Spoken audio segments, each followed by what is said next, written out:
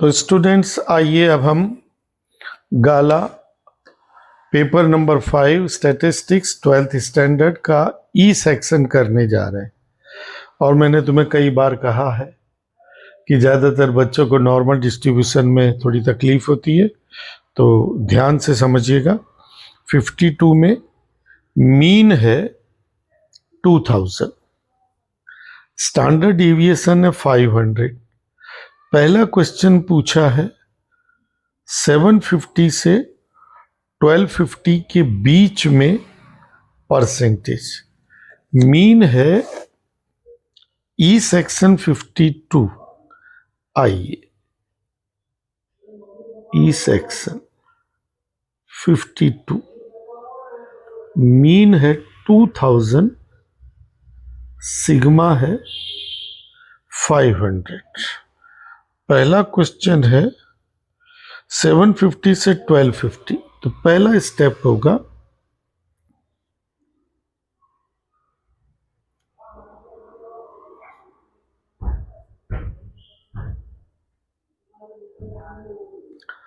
दूसरे स्टेप में आपको फॉर्मूले लिखने पड़ेंगे।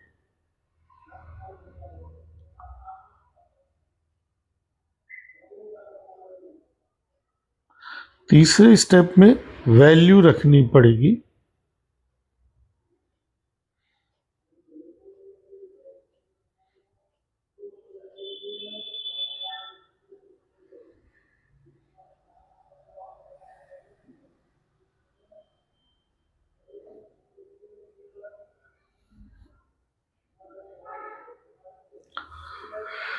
$1250 का आएगा शायद -2.5 और सॉरी -1250 यानी -2.5 और 750 का आएगा -1.5। ओके, अब आपको बिना देर लगाए 3 डायग्राम बना देने।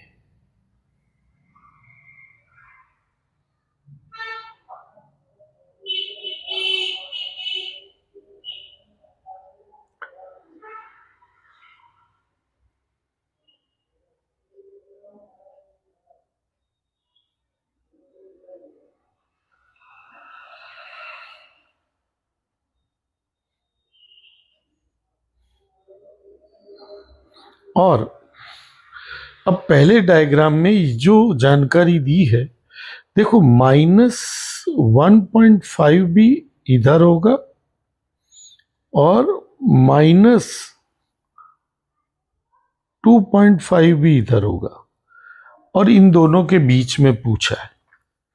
अब मिलेगा कैसे?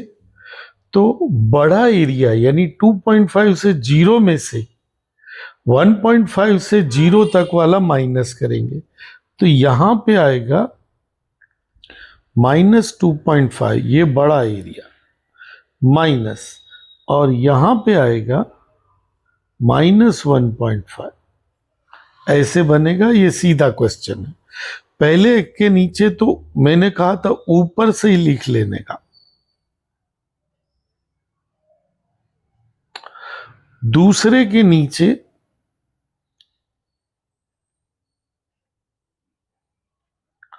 और माइनस, और तीसरे के नीचे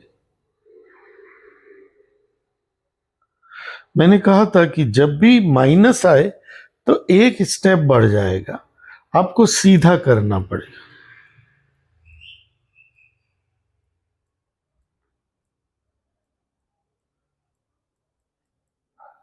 अब 2.5 का एरिया पीछे देखेंगे तो आएगा 0.4938। आपको भी देखना है 2.5 को 0 में, और 1.5 का तो 4332 आता है, और माइनस करने पे आएगा 606। अब यह परसेंटेज पूछा है, तो परसेंटेज के लिए इसमें 100 से इंटू कर देंगे 6.6, और फिर आपको नीचे सेंटेंस लिख देना है x1 = 750 और x2 = 1250 के बीच में, बिटवीन दैम 16.6% होंगे। ये पहले क्वेश्चन का आंसर हुआ। अब इसमें दूसरा क्वेश्चन है लेस देन 2400। याद रखना, बच्चे बिटवीन वाले की तो बना देते हैं, लेस देन का क्या करने का, ऐसे डायग्राम करने का, और 2400। अगले स्टेप में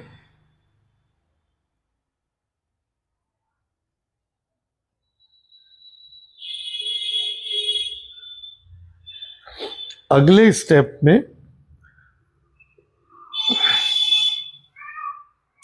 400 का होगा 0.8। जब z की वैल्यू आए, आपको बिना सोचे पहले 3 डायग्राम बनाने, पहले के बाद में 0 इक्वल टू,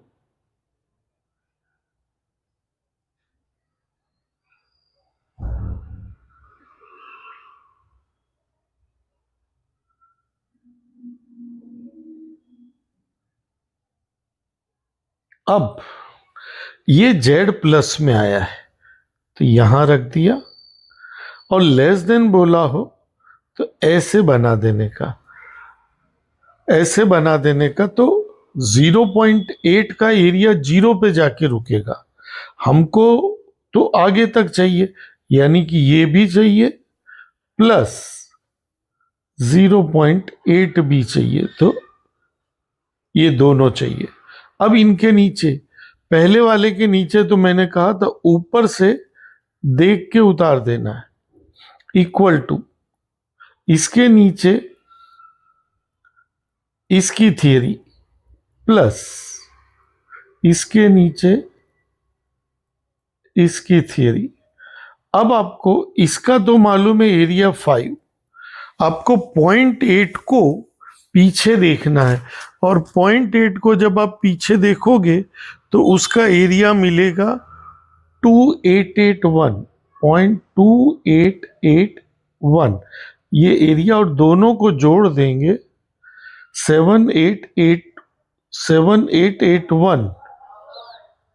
इसका मतलब आपको परसेंटेज पूछा है तो इसमें इंटू 100 कर देना है, 78.81%, और फिर आपको लिख देना है नीचे कि लेस देन 2400 से परसेंटेज होंगे 78.81। तो ये ई सेक्शन में हमारा पहला सवाल पूरा हुआ।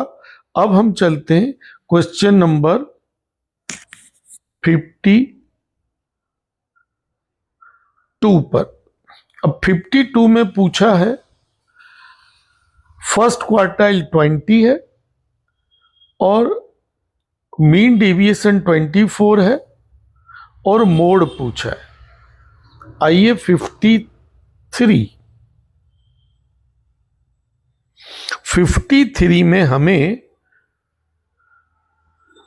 फर्स्ट क्वार्टाइल Q1 दिया है 20 और मीन डेविएशन दिया है 24। अब आपको यह ध्यान रखना है कि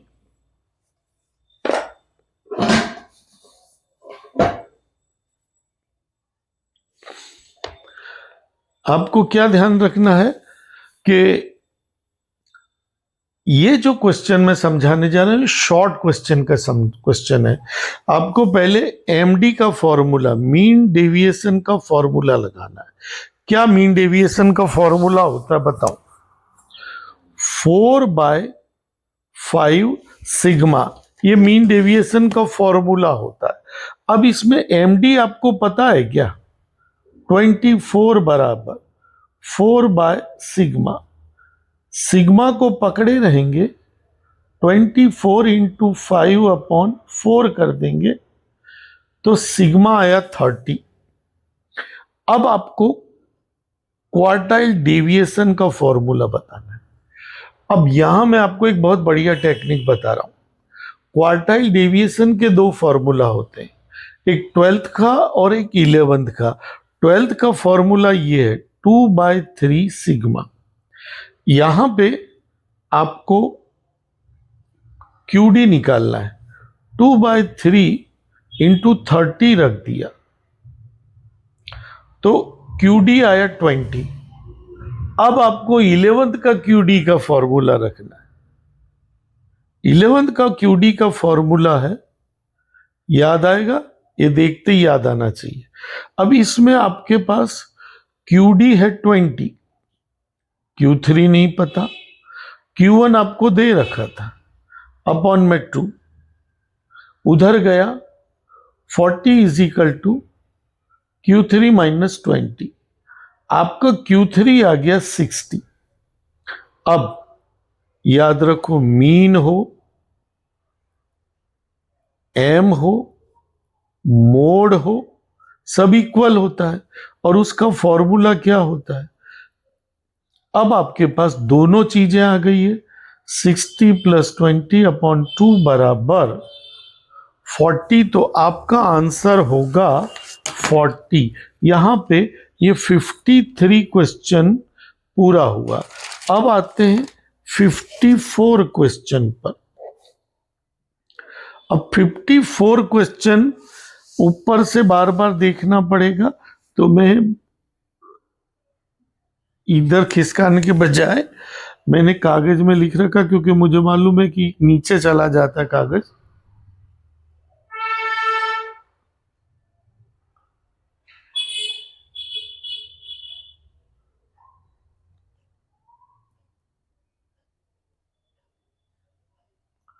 अब यहां पे x टेंस टू -3 है, तो ये मान के चलो कि x प्लस 3 कॉमन निकलेगा।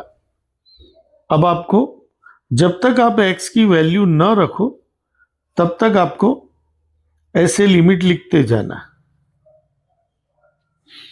अब 2 और 3 का इंटू होता है +6, तो 7x के 2 टुकड़े करने हैं x। इसी तरह से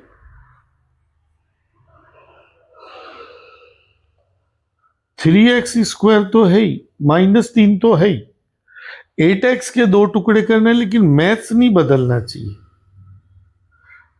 फिर अगला स्टेप, कॉमन निकालेंगे तो 2x कॉमन निकलता है, x प्लस 3। जब कुछ कॉमन ना हो तो +1 निकालने का, x प्लस 3। यहां पे 3x कॉमन निकालेंगे, x प्लस 3। -1 कॉमन निकालना है, x प्लस 3। फिर आपको, अब आपके पास है 2x plus 1, x plus 3, 3x minus 1, x plus 3। और मैंने एडवांस में कहा था कि x प्लस 3 कॉमन निकलेगा। अब आपको x की जगह वैल्यू रख देनी है 3, -3।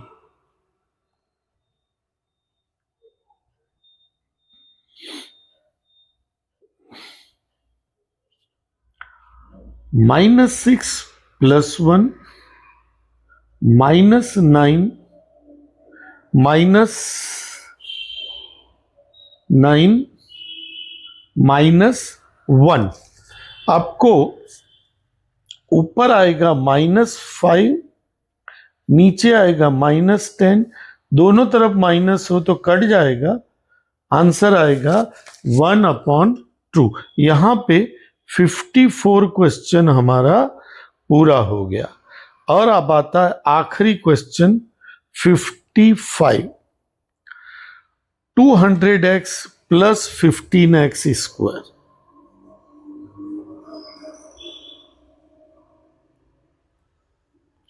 सीधे रखा है 200x प्लस 15x²। पता नहीं सही पढ़ा, 200x plus 15x²। Demand function P दिया 1200 माइनस 10x। P दिया है 1200, यही इसीलिए मैं लिख के रखता हूं।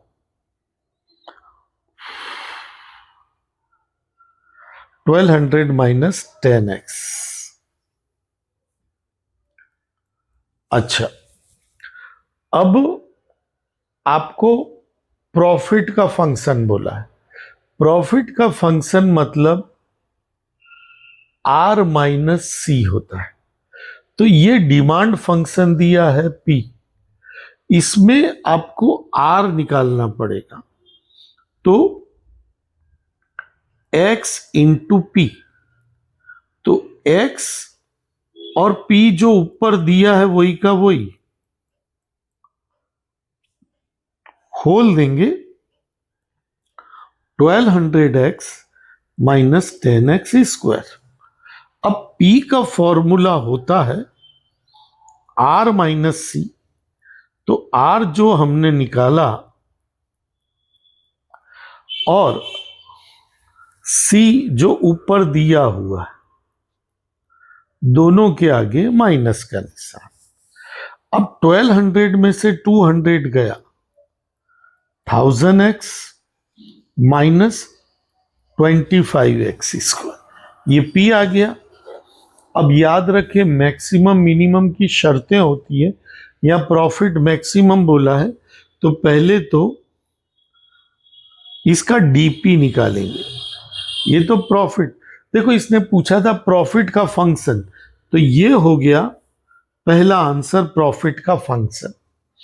अब निकालेंगे डीपी डीएक्स, तो होगा 1000 माइनस 50x। अब इसके आगे जीरो रख देना है। क्यों जीरो? क्योंकि दो शर्तें होती है, 50x उधर जाएगा, तो 50x बराबर 1000, तो x बराबर आएगा 20। यानी कि उसने पूछा कितने यूनिट का प्रॉफिट करने पर प्रॉफिट मैक्सिमम आएगा, तो प्रॉफिट आ गया 20। ये आंसर आ गया। ये दूसरा आंसर, पहला आंसर ये हुआ, दूसरा आंसर ये, पर दूसरा आंसर के लिए अभी सेकंड कंडीशन रखनी बाकी है। तो ये था डीपीडीएक्स। हमें इस पर से डबल फंक्शन करना है, डबल डिफरेंशिएशन। तो ये होगा -50, जो कि 0 से छोटा है। कहने का मतलब यहां पर हमारा आंसर आ गया कि 20। अब यह प्रॉफिट निकालने की जरूरत नहीं, अगर प्रॉफिट पूछा होता तो प्रॉफिट के फंक्शन में x की 20 रख देते। ओके, तो ये ई सेक्शन और ये ई पांचवा 5th पेपर हमारा पूरा